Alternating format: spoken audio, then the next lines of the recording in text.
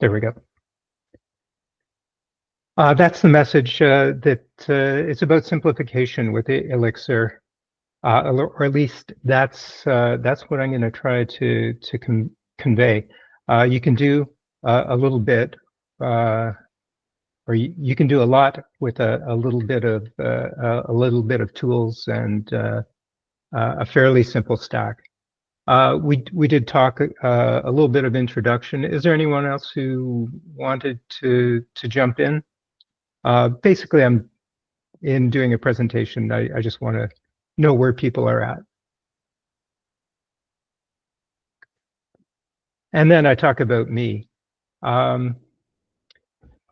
don't know that this is absolutely true, but I think it's funny. I'm really not that crabby. I'm pretty excited about new technology, but I've been doing it in a lot of different platforms and paradigms for a long time, including like pre-web stuff. And that gives a little bit of my perspective of things. And like I said, 7+ years of Elixir, plus lots of JavaScript, Java, PHP, a real mix of different things I've worked with. And if I was going to boil the whole presentation, if you look at the logos I've got there on the left, you could see that in a typical application, you could have a whole bunch of different products, and you have to keep them up to date and keep them in sync and make sure that vulnerabilities are patched. And I think that Elixir, that's the top logo on the right, and the Phoenix framework can, in a lot of cases, replace everything on the left and more. It could even do a queuing like RabbitMQ or Kafka. And in a little bit more detail, this is the outline of the presentation. So a little bit of what Elixir is and what the code looks like, what advantages it brings, and just a simple scenario of how you could replace an existing stack with Elixir and Phoenix. And then some of the shortcomings that you might, or challenges that you might face. And then maybe just a few pointers on where to get started with working with Elixir. Oh, okay, I see we have Jonathan on there. That's great. Sorry about the mix-up. It's been a bit of a challenge today. We realized last minute we had to change the code. So what is Elixir? It's you've probably heard that it's a functional programming language. Dynamically typed, although that's kind of a spectrum between statically typed and dynamically typed. And it runs on the Erlang virtual machine. So there's something called the Erlang runtime system, which incorporates the virtual machine and OTP, but people tend to use the acronym BEAM, which is actually the virtual machine that it runs on. So if people are familiar with Java, it's a little bit similar to that. You compile the code, but it is then run in a virtual machine, sort of like the JVM. And it inherits, thanks to Erlang, this powerful environment called OTP, or ecosystem, I guess you would call it. And at least in my opinion, it's fun to use. So for a few of you who might not be familiar with functional programming languages, this is a high level of what that means. So functions are first-class citizens, as they say. That means that you can pass a function to another function as an argument, or that a function can return a function as the return value. Data is immutable, so it means you can't change it. You would just replace it with something new. And that helps avoid some of the challenges, especially in a highly concurrent environment. If you can't have two different processes changing data, then that puts things much further ahead for you. Another concept is idempotency, meaning that if you give the same input, you always get the same output. Or I tend to just say pure functions, even though to say it's idempotent, it's maybe a little bit more correct, but I always find it hard to say that word. So looking at the little diagram on the right, it's basically if you put the same input, you're always going to get identical output in a pure function. And if you're operating on state, you have to give the state as an argument and receive the modified state as the result of that function. It's not strictly a functional thing, but you'll see heavy use of recursion. And if you hate recursion, I tend to really like it. It works with my brain, but some people don't. There's also a pretty rich variety of map, reduce type functions. What you won't see, well, there is something that uses the for keyword, but it's a little bit different from a for loop that you might have in Java, JavaScript, that sort of thing. And it uses the concept of functional composition. So putting several functions in to perform another function. Basically, it has a really nice paradigm for chaining things together, step by step, for a program. And finally, it's to a degree, it's declarative. And by that, I mean that you describe what you want to do in the code more than exactly how to do it. Whereas if you're working in JavaScript or TypeScript, it might be you would get a little bit more low level in terms of loops and that sort of thing. Elixir inherits this from Erlang, which was actually inspired in part by the programming language Prolog. Prolog never took off, but that's one of the early languages that I learned, and I really liked it. And it is definitely a declarative programming language. So I mentioned Elixir is dynamically typed. So the first part, I think you can see my pointer there.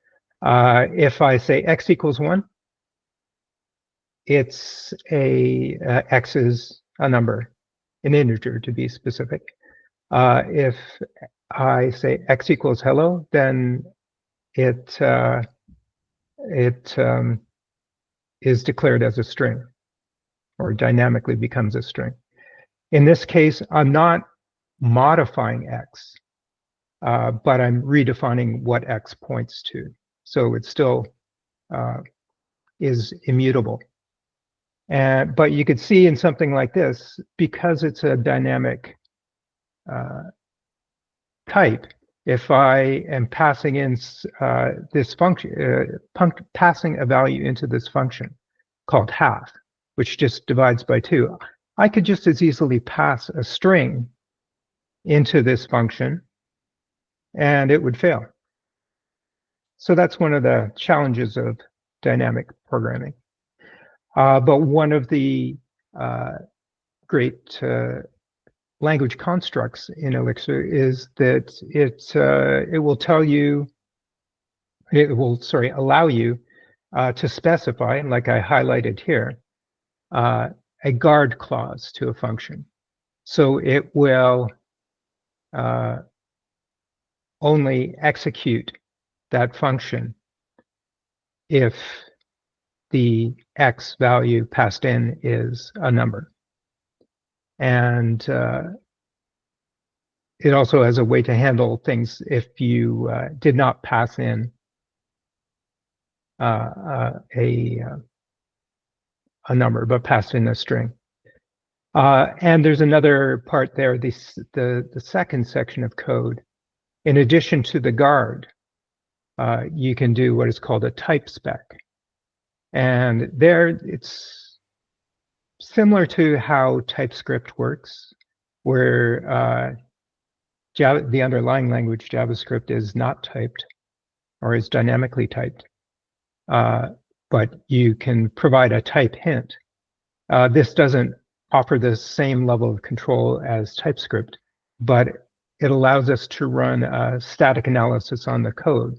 So in your IDE, you're going to get a little warning, or when you run the static analysis, it's going to warn you that you have a potential issue there because you have someplace in the code that could be sending a string to that function.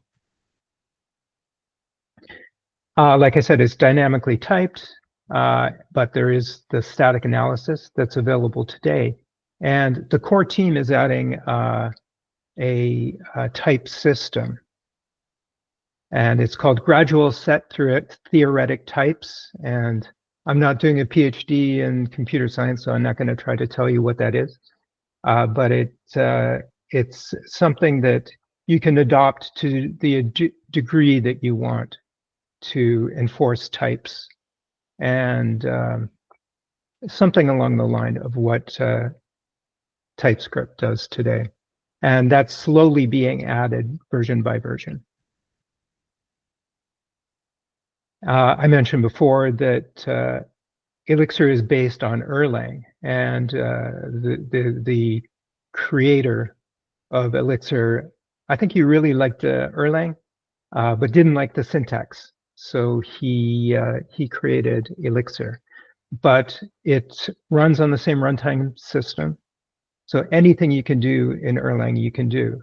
So the question about actor model and that sort of thing, definitely possible.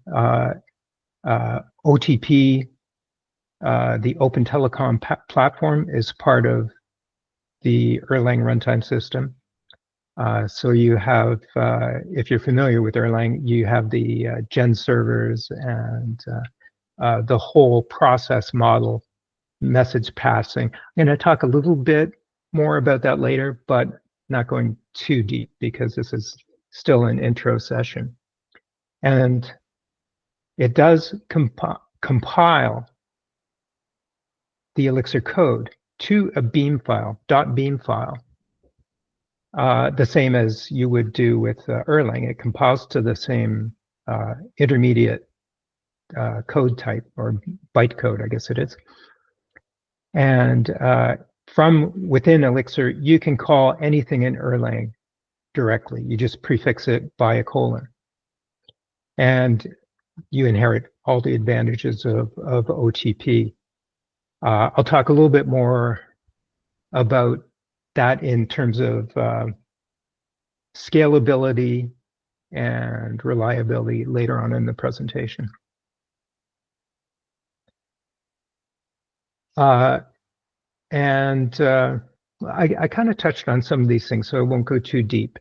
But these are OTP concepts that are all inherited by Elixir.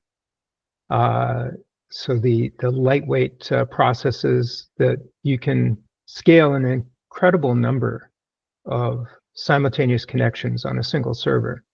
And as well, you can easily scale an application horizontally out to multiple servers and have each of the nodes running your application communicate with each other. The processes can pass messages back and forth. One cool thing is that cryptography is built in, SSL. So again, you're not pulling in an external language. Really, just with Elixir, you can do all this stuff. There's an in-memory database called ETS. So you wouldn't really need to use something like Redis, although you could. And again, this is my opinion, but Elixir has been fairly consistently listed in the Stack Overflow developer survey as, even if a lot of people are not using it, it's something they want to use. And I generally hear a lot of positive stuff online and elsewhere. The experience people have working with Elixir and Phoenix and the various frameworks that you can use. Not going to go too deep into code, but here's a few samples. These are the things that if you come from a more conventional programming language, you'll probably notice right off the bat. These are things that I noticed. So pattern matching allows you, for one thing, to sort of do destructuring like JavaScript allows you to do now. This first example, I am just extracting the first two values from a list. So that would be 1, 2 would be extracted into the variables first and second, and then I just print out. That's going to print the number 2. But it goes a lot further than that. You can deconstruct or pattern match more complex data types. So this structure you see here, the %person, that is what's called a struct. As a functional programming language, Elixir doesn't have objects, but it does allow you to define lists and maps and more predefined structures such as what they call a struct. So this is a person struct. So this will match, it calls a function here, fetch person, and then uses this to destructure the results. So this is assuming that it's going to give an OK, a successful return result, and then it's going to pull the name out from that person struct and print it. Another thing that will probably catch you when you first go into this is that there's no early returns. If you were writing JavaScript code or a lot of other languages, this would be a pretty common pattern. So up front, you say, oh, these are things I don't want. And then if everything checks out, it runs the function. This will not work. You cannot do this in Elixir. And probably the first thing you'll think, oh man, what a headache. I just want to return if I have this result. But there is no return keyword. It only returns the last value in the function definition. So here's how you might do something like that. This is doing a few things. It's a function I've defined called validate person. And I am ensuring that I'm receiving a struct, a person struct. So it's a record with name and email. And if it doesn't have, if it's not a person struct with name and email, it will not pass any further and execute the function. And then, assuming I got a valid person record, it will check the length of the name, and if it's too short, it will give an error. Otherwise, it will just return the validated value. And there's things in Elixir that do that, or in the Phoenix framework that do that a lot better, that basically go through a whole list of validations and insert all the messages into an error list. But I'm just trying to illustrate how you might match things. Now, the other thing you'll see, I have the function definition here, but I repeat it down there. So to avoid a lot of switch case statements, Elixir does this. It tries to run something, and then if that fails, it falls through to the next function definition. A little bit like method overloading in Java. but a little bit more powerful, I would say, too. So this will basically, this is like an else. Anything that doesn't match that is going to get hit here, and it's just going to return a message that says invalid person. And this is almost an icon for the language itself, the pipe operator.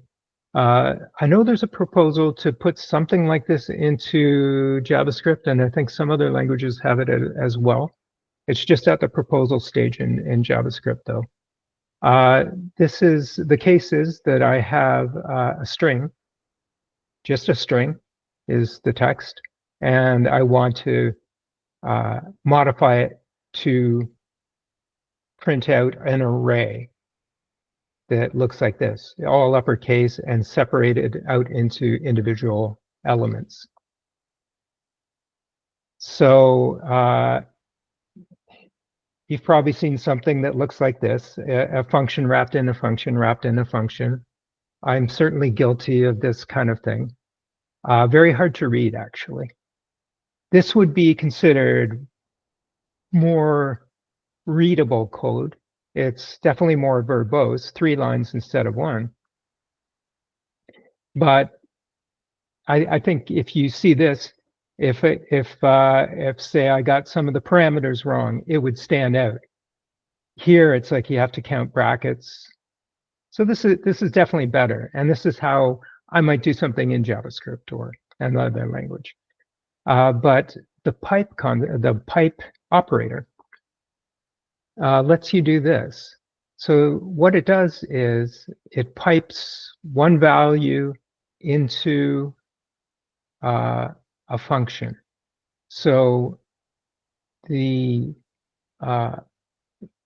upcase would normally take 1 argument, but it's omitted here, and the pipe basically inserts whatever value is being piped as the first parameter, and then it pipes again to the next function and does the split. So the space that I'm using to split the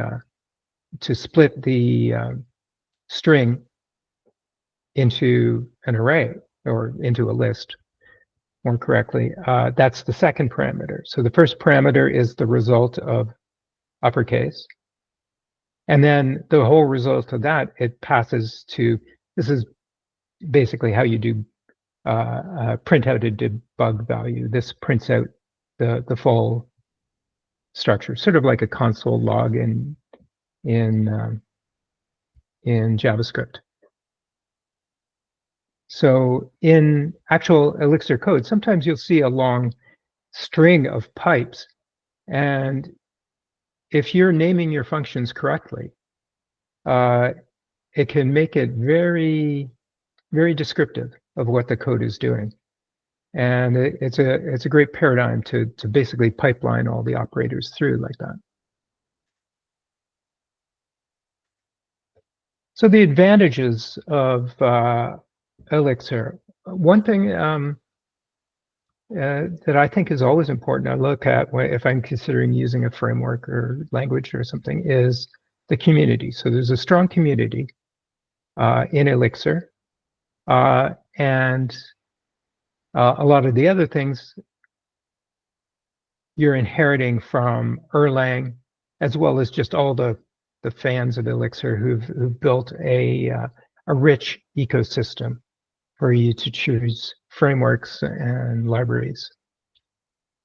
So as far as the community goes, the creator of Elixir, I have to mention him, a Brazilian programmer named José Valim. He was a fan of Erlang, but had a Ruby background. So you see a lot of Ruby influence on the syntax of Elixir. And Chris McCord, who created the Phoenix framework, which is the one sort of major web framework, or does more than just web. It would do APIs and everything else. One thing you'll find, there are other guys like this, other people like this, but you will see if you post online. There's a Slack channel as well, and a Discord, which is not quite as popular, or on the Elixir forum. If you post a question there, or if there's a discussion, these guys chime in. It's like they have a bot that is monitoring everything. You'll swear. So the size of the community is that you can get direct feedback from some of the leading figures in the community, and that's been really great. And it's also just a very positive environment. They've been really good at managing the whole community ecosystem. The next advantage is scalability. So this basically comes because it's built on the whole Erlang runtime. But the scalability comes from, in part, lightweight isolated processes. In a straight computational comparison, Elixir won't be as fast as C or Rust or some of the languages like that are compiled to native code. But this process model and the actor pattern, it makes for a very high performance, scalable system.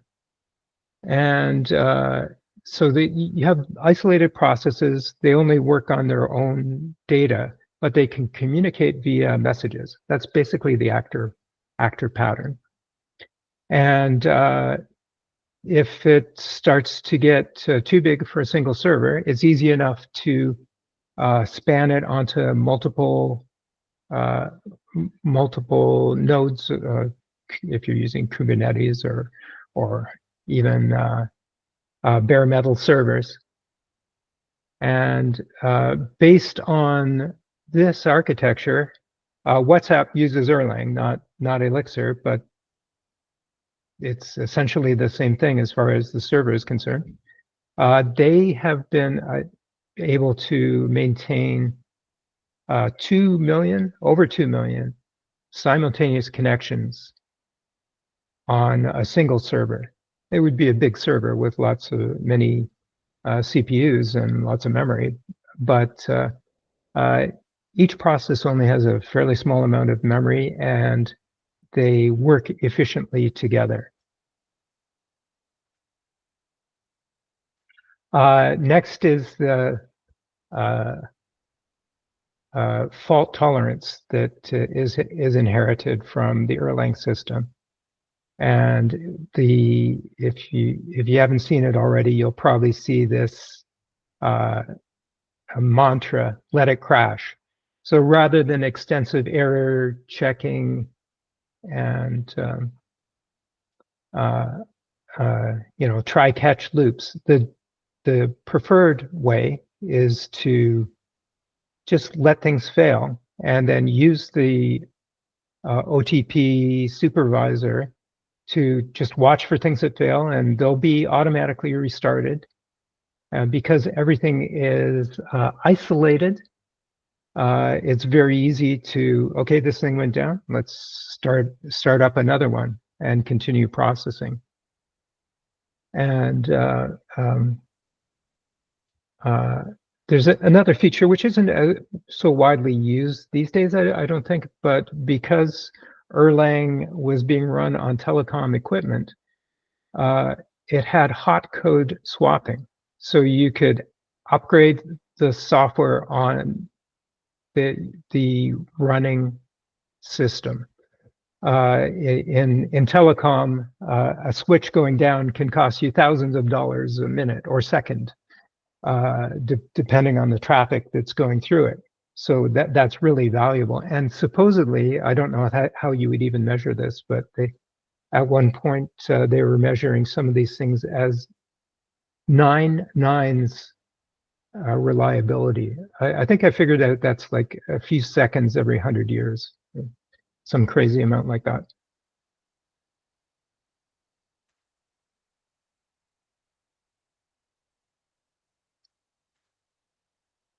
And there we go.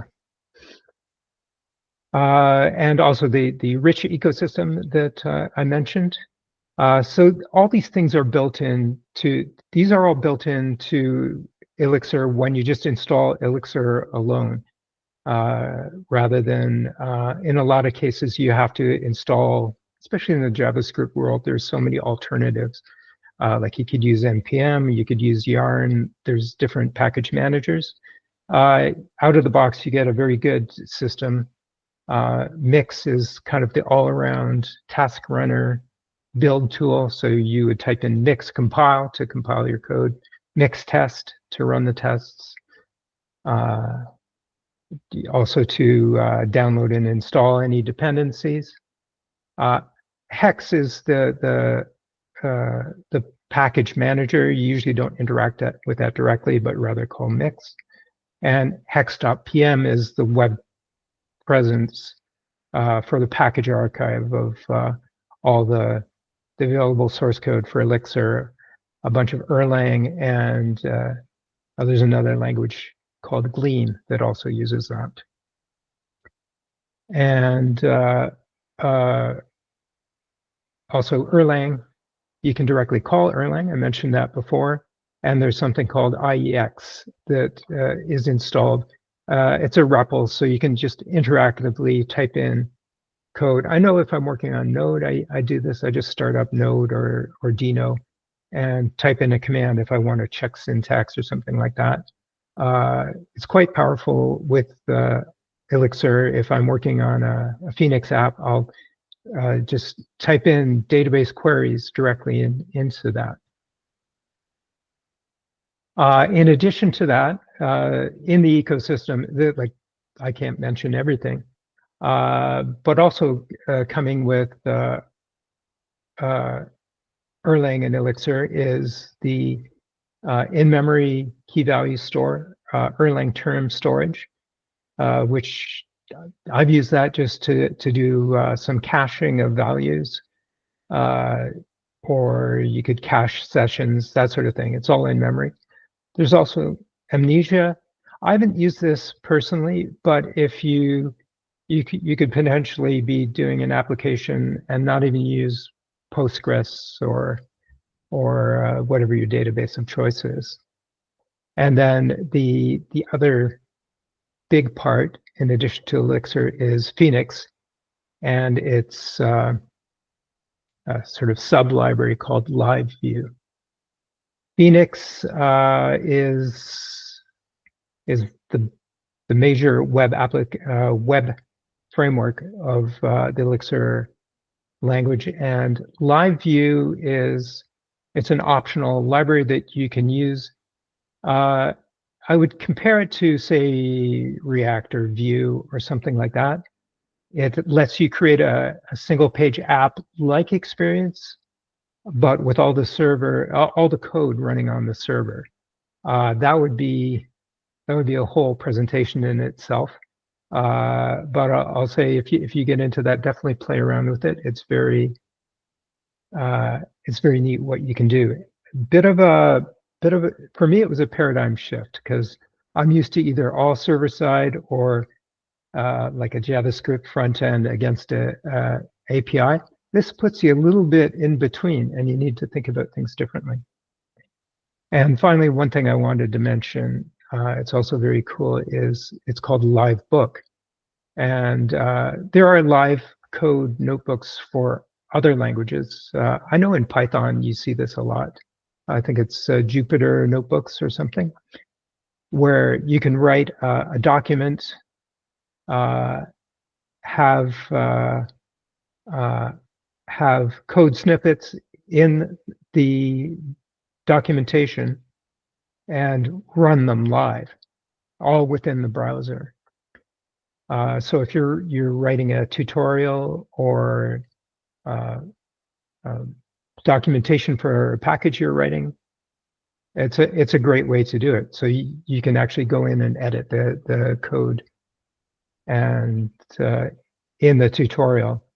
And some of the documentation for some of the Elixir applications that are out there uses this as part of their documentation and tutorial suite. You can basically do a live tutorial.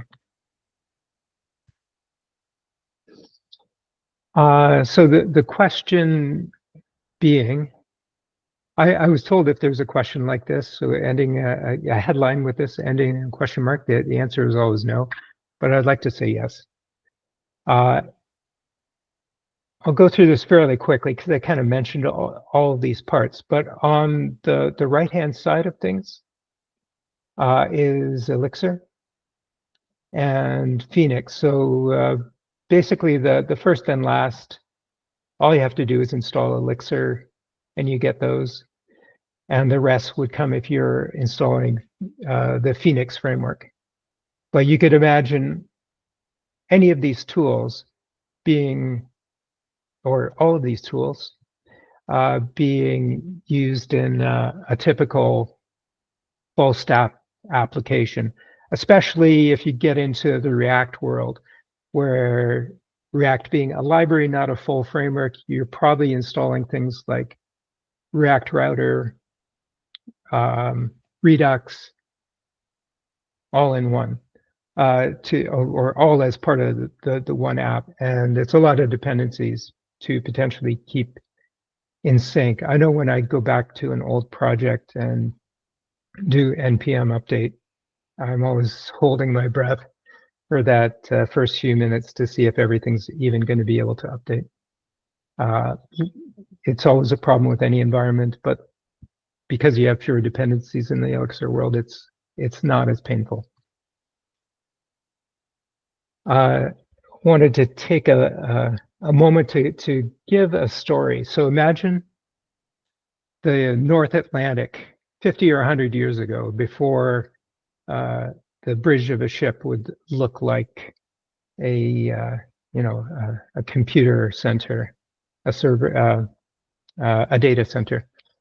So a sailor alone at night on the bridge, manning the wheel, looking for any potential problems, trying to stay awake, when he sees in front of him an iceberg. No time to stop. He doesn't know what he should do.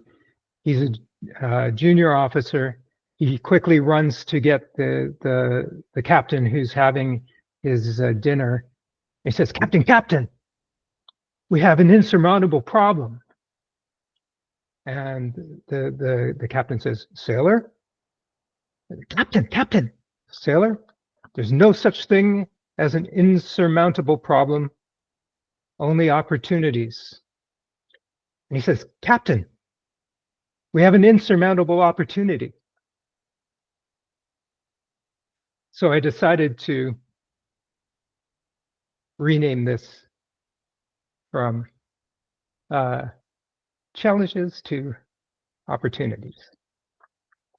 So I mentioned most of these things, but the type system, the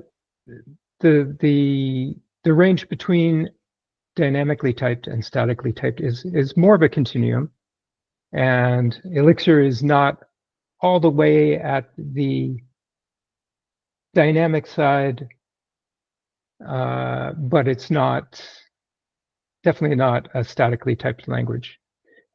And in addition to the static analysis, which you can do today, the solution, it's in the pipeline, but they're adding this gradual typing.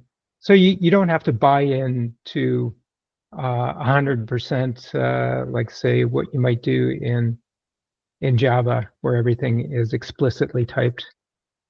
More like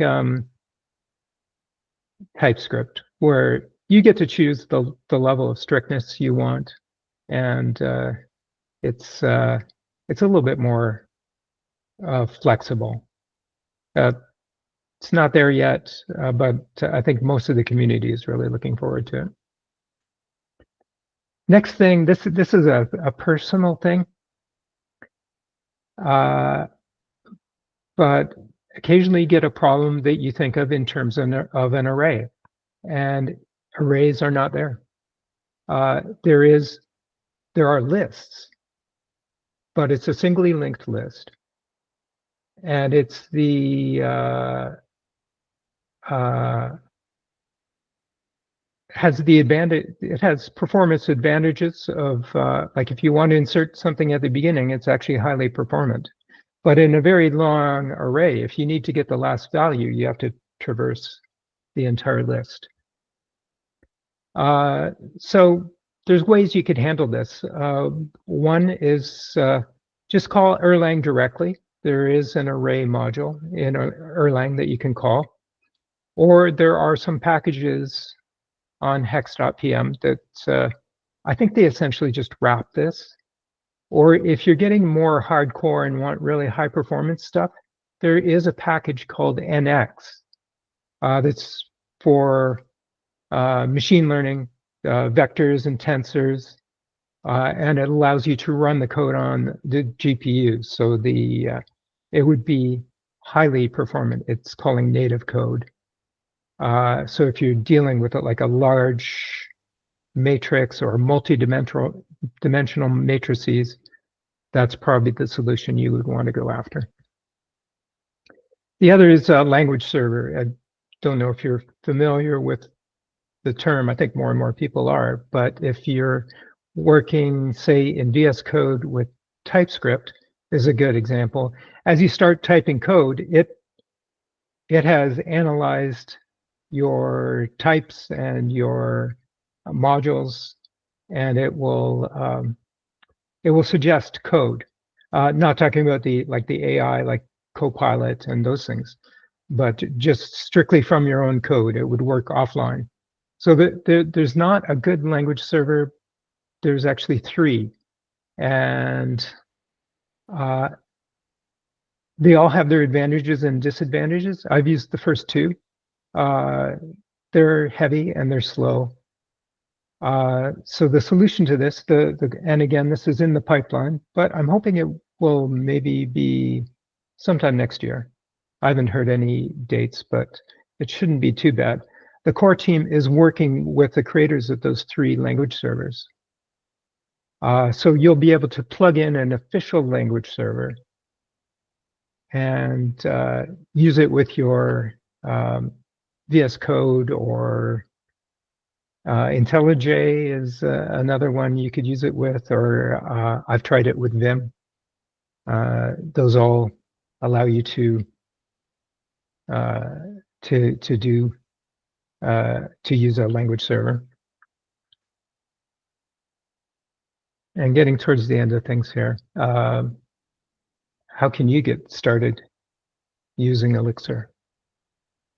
And it's just a personal list. So the first one, join meetups. You've taken the first step. So that is good. And with our meetup, there's going to be beginner topics, more advanced topics coming up. And another one I'd mention, because it's online, is the Denver Elixir meetup. They have some very good speakers sometimes. And whenever someone asks for advice, say on Reddit or something like that, how do I get started learning X? Usually the first suggestion is build something. So definitely do that. And then you kind of hit headfirst into what are the challenges. Usually learn the challenges first, and then learn the good things. But also, if you don't know what to build, there's coding katas where you build something that you know how to do, but just kind of do it on a repetitive, iterative value, see if you can get better each time. Or leet code. Not everyone likes that. Or I like the advent of code. I think it's adventofcode.org. elixir.com. You just search for that.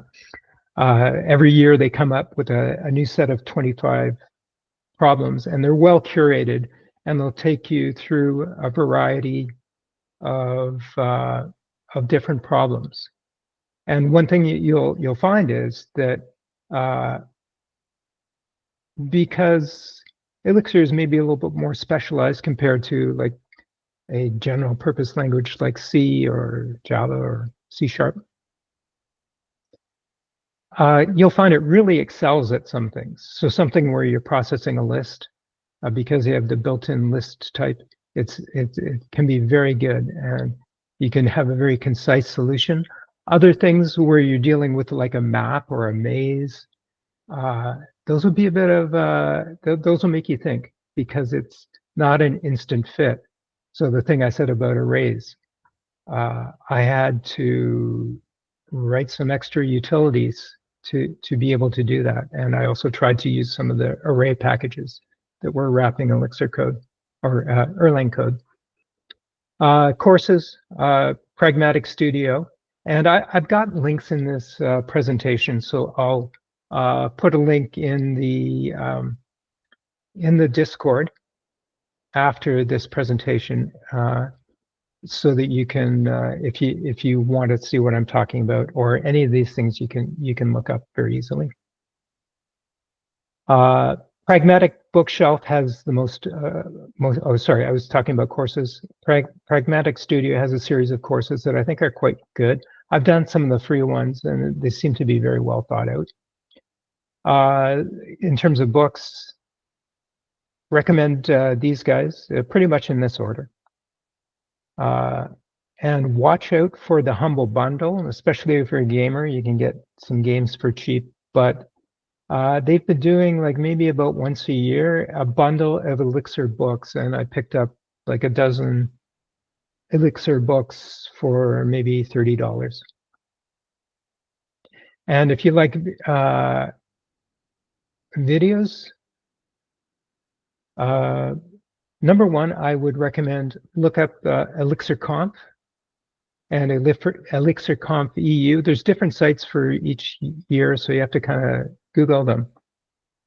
But they have the recordings of all these different sessions, so you have all the way from beginner to advanced. And if you are,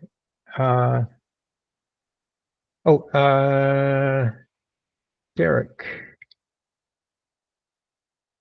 Yes, I just wanted to, sorry to interrupt, I just wanted to add to you something else to your list of resources there. As I presume most of the participants are in Montreal or from Quebec, the Quebec National Library, or BANQ, they offer O'Reilly Learning resources and Skills 24/7, which is a collection of books. O'Reilly Learning offers a lot of books and courses, videos. Actually, the courses, yeah, I think, well, the courses are in video form. I have a membership myself. The membership includes like live courses, but you probably don't really need those. So you could find a lot of videos and books on O'Reilly Learning. Yeah, definitely. And I've also been, sorry, I've also been buying Humble Bundles for a long time. Most of them I haven't read, but I just seem to collect. Yeah, if you read 2 books out of that, you made the money. Yeah, the BANQ is definitely a great resource. I have my library card, and it's amazing. Thanks for pointing that out. Actually, I'm going to make a note of that since I'm trying to do that.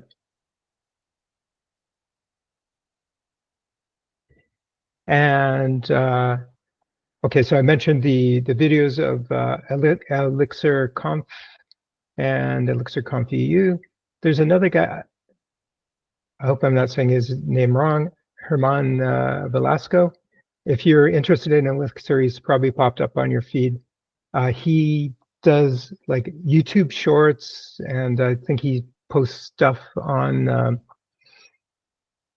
on LinkedIn and so on. And another guy you'll see, he wrote, I think it's Elixir in Action, is Sasha Jurich.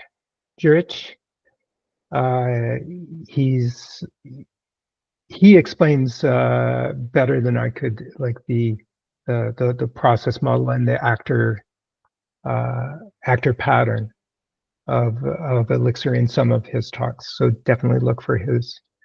There's one of his, I forget the title of it, but it'll probably be the top result that is shared quite often when people are recommending videos.